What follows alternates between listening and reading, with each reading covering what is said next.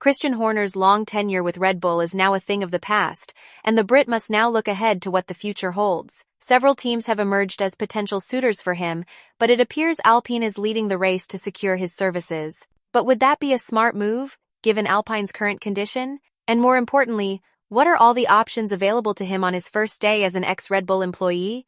After 2 decades at the helm of Red Bull, bringing home 6 Constructors' Championships and 8 Drivers' Championships, his time at the top has come to an end. The internal war within Red Bull has completely shattered any chance he had of staying on as team principal and CEO. And although he technically still holds a position at Red Bull, that's likely to change the moment a more authoritative offer comes his way. And what better way to prove Red Bull wrong than by leading another team, proving that the root of the problem wasn't him, even if many believe otherwise. Alpine is a team currently in transition, with its primary challenge being the inability to secure a second driver who can consistently score points.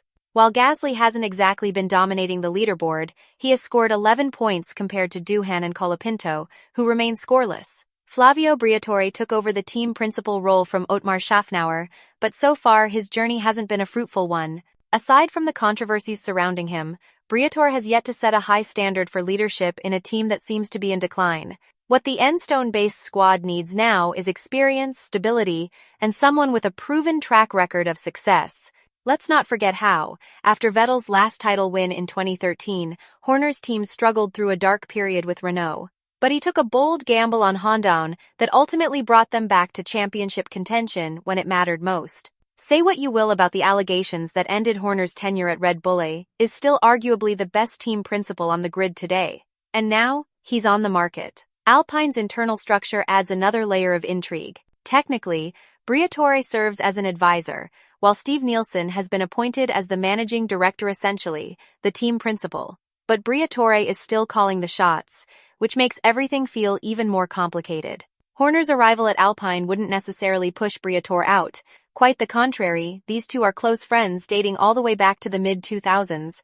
If Briatore manages to secure Horner's services, both men could work side by side to restore Alpine to its former glory. But there's a big catch. Horner has been blamed for the departure of several high-profile figures, and his dismissive remark that one man doesn't make the team hasn't aged well. Still, a change in environment and the ability to learn from past mistakes is something Briatore understands better than anyone. That's why a partnership between the two could be Alpine's best option moving forward. There is, however, one more complication: Alpine's #1 driver, Pierre Gasly. The Frenchman's relationship with Horner isn't exactly ideal. He was dropped from Red Bull after just 13 races in 2019, and despite stellar performances at AlphaTauri, he never got a second chance next to Max Verstappen. So, it's likely that Alpine would need to sit down with Gasly to gauge his comfort level before moving forward with Horner. The arrival of Horner could turn Alpine's world upside down. Yes, it might seem far-fetched for someone who dominated with Red Bull to take over at Alpine,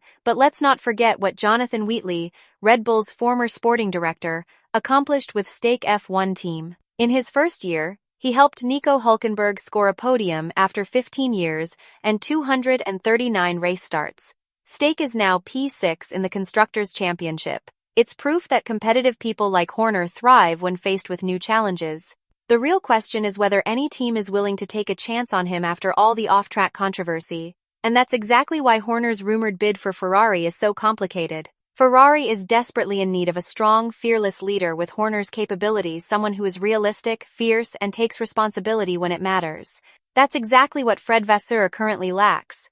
Even though Ferrari has taken a step forward under his leadership, it's far from the revolutionary progress fans were expecting. The constant talk about unlocking the car's potential is becoming tiring, and both Leclerc and Hamilton want to see real results fast. Realistically, Vasseur will likely stay as Ferrari's team principal through at least 2026 to prove to John Elkann and Benedetto Vigna that the new regulations are being properly executed. But if he fails and Horner is still available, however unlikely that may be, then the door could reopen for Horner to join Ferrari. The Maranello-based squad is still longing for the glory days of Jean Todt and Michael Schumacher, and they'd love nothing more than to have a leader who can bring back that tactical brilliance and ruthless efficiency. Horner is arguably the perfect candidate, but here's the paradox: teams are understandably wary of the off-track controversies that continue to follow him. To make things worse for Horner's chances with Ferrari, recent reports indicate that the team has already started contract extension negotiations with Vasseur. While nothing is set in stone, Horner's past behavior, specifically the allegations of coercive and inappropriate conduct, despite being cleared, has created a cloud over his reputation that many teams may not want hanging over their garages.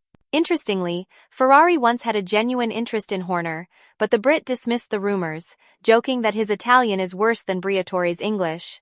You'd think that, with all the latest developments, that interest might reignite, but according to Italian media, Ferrari's enthusiasm for Horner is now practically non-existent. It's important to remember that Horner must serve a gardening leave until the end of the 2025 season. That means any position he accepts won't start until January 2026, giving his future team a full year to adjust, without placing blame on him if results aren't immediate under the new regulations. So, apart from Alpine and Ferrari, are there any wildcards in play that could salvage Horner's F1 career? One name that has surfaced is Aston Martin. Knowing Lawrence Stroll's ambition and desire to hire only the best, it's plausible that the Canadian billionaire might reach out to Horner. But there's a big complication. Adrian Newey, Aston Martin's newest technical partner, left Red Bull largely due to internal power struggles allegedly caused by Horner. Reuniting them would be ironic, if not outright impossible. What about roles outside of team principal? Horner has been in the sport since 2005, part of Red Bull's takeover of Jaguar. Could he become FIA president? Not likely. The allegations founded or not have left a stain on his legacy, one that makes such an appointment improbable. In conclusion, Horner faces a tough road ahead. And quite honestly, finding a new position won't be easy, especially after the way his Red Bull contract ended. But what do you think? Is Alpine the best fit for Christian Horner? Could he be the one to finally steer the Enstone-based squad in the right direction? Let us know your thoughts in the comments below. And once you do that, don't forget to check out the next video popping up on your screen right now.